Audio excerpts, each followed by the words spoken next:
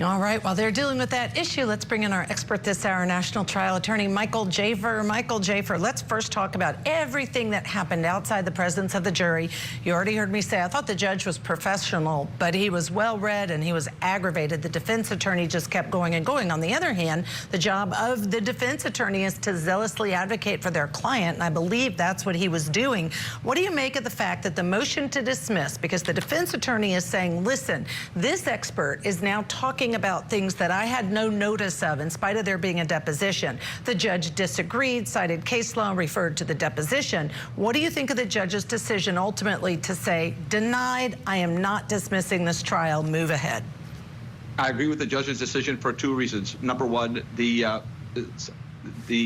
so I'm sorry, Judge, actually, I can't hear, getting an echo. Oh, we may be having... okay. Try again? No, yeah. Okay, so I agree with the judge's decision for two reasons. Number one, the judge himself, wow, he impressed me. He knew the case law, he read the case law, he understood all the case law. He was able to come in. Many judges are not as prepared as well as this judge.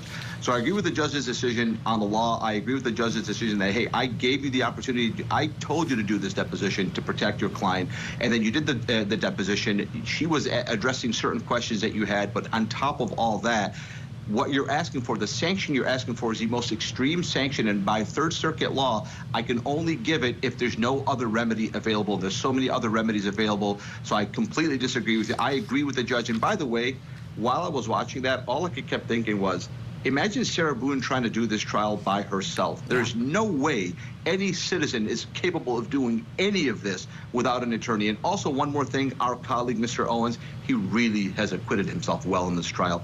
He has really built his practice. I know he's on the back end of his career, but he has really acquitted himself well. I'm sure his phone is ringing off the hook now with people watching this and seeing how capable he is. I agree with all of your points. And to your point that the judge did give other options, remedies, he said, I gave you 2 times, not just to depose the expert, but to depose that expert during this trial. That was an adequate remedy. You chose not to. I'm not going to go to the more severe remedy of a dismissal. All right, stand by, Michael. We need to take a break.